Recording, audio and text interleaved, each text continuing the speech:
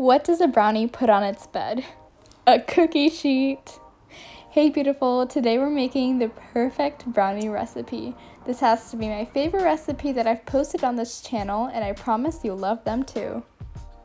They're fudgy, gooey, chocolatey, and oh my god, they're absolute perfection.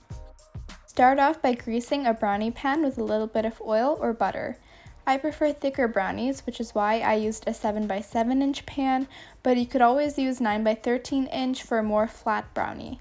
Line with some parchment paper so that the brownies won't stick to the pan. And once you're done, set it aside, and in a small bowl or measuring cup, add the hot melted butter, then add the chocolate. You're going to get the best results from using chocolate with 60 to 70% cocoa because this will give the brownies a rich depth of flavor. Now add in the unsweetened cocoa powder, and we're going to add a little bit of coffee, and then just mix these ingredients together until the cocoa has dissolved and the chocolate has melted. You're not going to be able to taste the coffee at all, but all it's going to do is intensify the chocolate even more. You can definitely leave it out of the recipe if that's what you would like. Once it's combined, set aside for a few moments. In a large bowl, add in the sugar. You can always cut back a little bit on the sugar, but this amount perfectly balances the bitterness from the chocolate and the cocoa powder. We're also going to be adding some brown sugar for depth and flavor and a chewier texture. Add in the salt and vanilla extract. Again, this is to enhance the flavors of the brownies. Then add some vegetable oil, which will keep these brownies really moist and fudgy.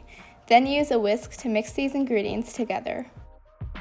And as with all my videos, you can find the full recipe in the description box below.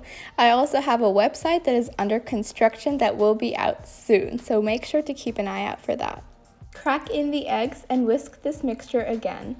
You can add them all at once or one at a time depending on preference, but it doesn't really matter. I've seen recipes that require an electric mixer for this step, but I would recommend using a hand whisk because you don't want to incorporate too much of the air in the batter, or else it's going to have a really cakey consistency, which is not what we want.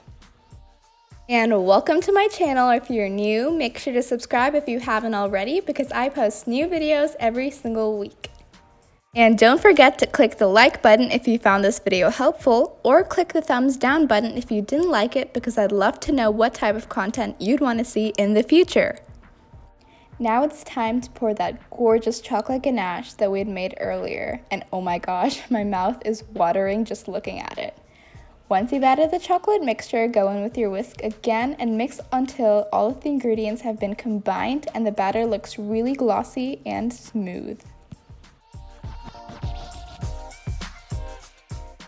Our last ingredient for this batter is the all-purpose flour, and I forgot to remove the whisk, so I'm doing that right now, but use a spatula or a wooden spoon to fold in the batter until it looks like this.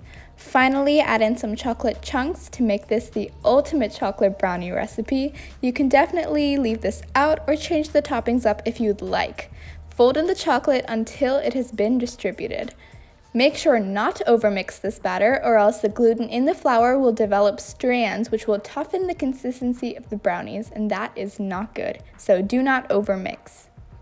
And as tempting as this brownie batter looks, make sure not to eat it until the brownies have been baked because this batter does have raw eggs and flour and we don't want to eat that. Now just pour that delicious gooey batter into the prepared baking dish and make sure to scrape the bowl so that you get all of the batter into the pan. Use the back of the spoon to level the top and bake at 350 Fahrenheit or 180 Celsius for about 40 minutes. And the key to get the perfect amount of fudginess is to take it out at the right time. So stick a toothpick in the center, and if there's raw batter sticking to the toothpick, it needs more time in the oven. But if there's a few crumbs sticking to the toothpick, then the brownies are ready. If the toothpick comes out clean, that means they're overbaked and they won't be as fudgy. Remove the brownies from the oven and then top it off with some flaky sea salt. This is optional, but the combination of salty and sweet is to die for.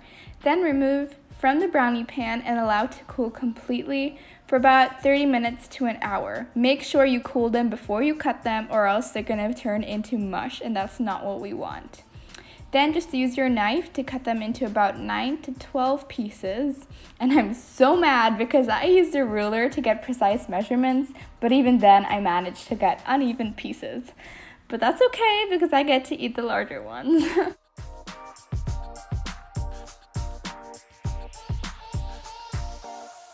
And there's gonna be a little bit of fudge sticking to the knife, but don't worry, they're not underbaked.